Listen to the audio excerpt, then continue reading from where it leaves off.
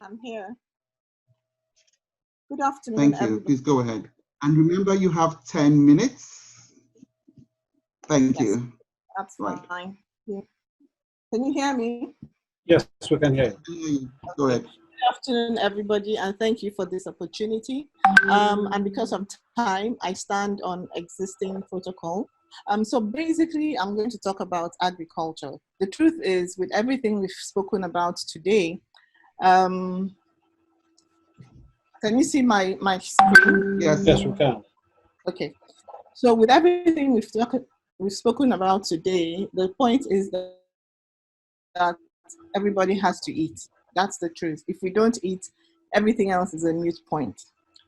So basically, the first thing I want to look at is the impact of COVID-19 on, generally the agriculture sector in Nigeria. A lot of grounds have been covered in recent times because there's a lot of interest in agriculture in Nigeria, but we're still on shaky ground. Over 40% of what we plant is wasted. A lot of our fruits and vegetables, 40% goes to waste. We have an estimated loss of $10 billion annually in missed opportunities from groundnut, cocoa, palm oil, and cotton alone.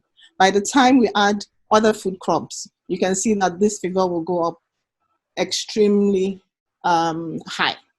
We're the largest producer of cassava in the world, but yet we have very low yield per hectare. We have the potential to produce 40 metric tons of cassava per hectare, but yet we produce 13.63 metric tons. Our import bill, depending on who you ask, is between $4 billion and $22 billion yearly on food.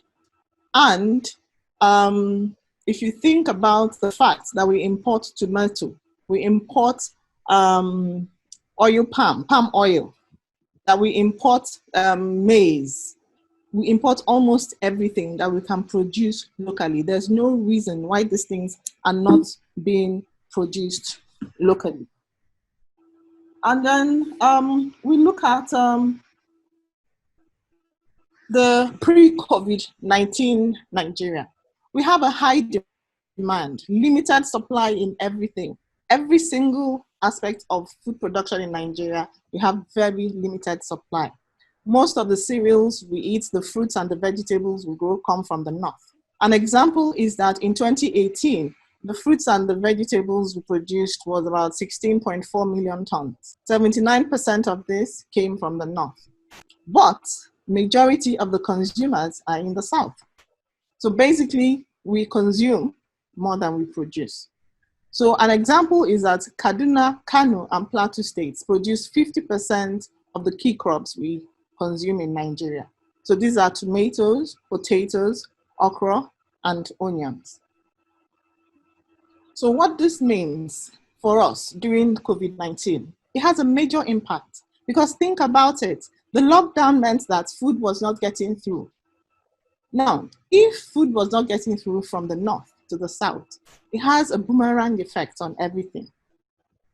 First of all, a lot of wastage occurred during the time of the lockdown, the extreme time when no movement was allowed. The wastage levels went from 40% to 70% because a lot of the food crops were not getting through. And then also, it resulted in demotivated farmers because what then happened was that because of the wastage the farmers suffered, they were no longer interested in planting. And remember that this started at the beginning of the planting season. So a lot of the farmers were not even able to buy the seeds they needed because they had lost so much money in their inability to transport the crops from one location to the other. Another thing we have to understand is that a lot of the farm work is done by migratory laborers. And these migratory laborers were not able to move from one location to the other, which meant that the activities in the farm were stunted. They couldn't produce, they couldn't do anything. And then logistics, and then the inputs. A lot of the seeds that we use for planting come from outside the country. And the few that were in the country, the local farmers did not have access to this. And then job losses. A lot of people lost their job. So foods that people would ordinarily eat became luxury, and they focused on subsistent foods, the ones that you just had to eat to survive. Anything else outside of that became a luxury. And what that means is that we now have poor nutrition. So we have a lot of people who are not getting the right foods that they need. So the thing is that there's a lot of discussions that we could have on this, but because of time, I'm just going to limit it to this and then talk about Imo State and how this is an opportunity for the state. Yes, we know that the COVID-19 is, yes, I know, I'm trying to rush, I'm sorry.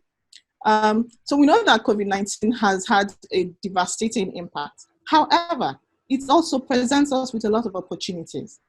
Now, let's think about this. If in the next 5 years, let's assume we come out of this because we're still in the middle of COVID-19, it's not over. Let's assume that we find a solution and everybody goes back to life as we know it, or whatever our new life is going to be. 5 years down the line, this happens again. This time it's more severe. Food is not getting through. How do the people in the South, how do people of Imo State feed themselves?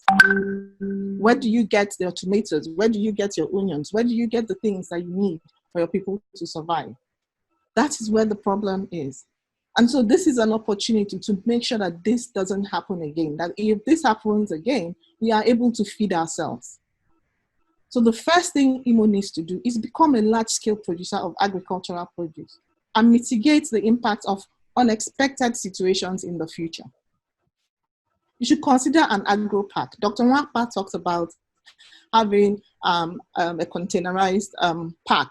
You should consider an agro park in Imo State. You should even have a series of them. We know that Imo doesn't have a lot of land mass, but with whatever we have, we should be able to do a lot.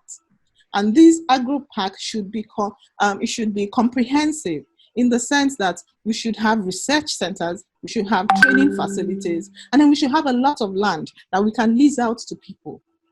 And I suggest that for continuity, it is important that the government sets this up and then gives it to the citizens, so that if the next government comes in, it's not going to be shut down. Let the government provide the infrastructure, provide the land, so that the private citizens and people of Imo State will be able to benefit from it.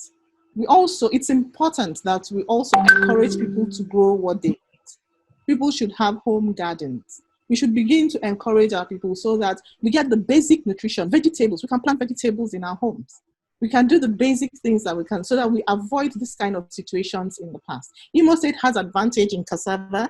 Imo State has advantage in plantain, in oil palm, and in cashew.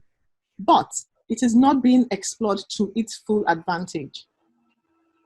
Professor Iwu talked about bio farming.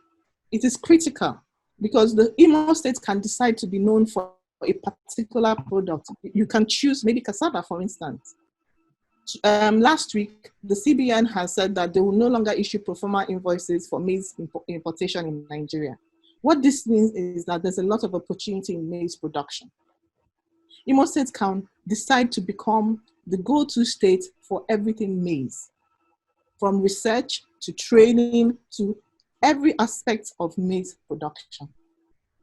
So I think that the opportunity that the coronavirus has presented is one where the states can become self-sufficient, so that in the next, when we have, hopefully we're never going to have this kind of situation again, that if in the next maybe 100 years, I hope not, anyway, that we have this kind of situation that the states can fend for itself. That if there's a lockdown, we don't rely on food coming from the north to get to us in Imo State.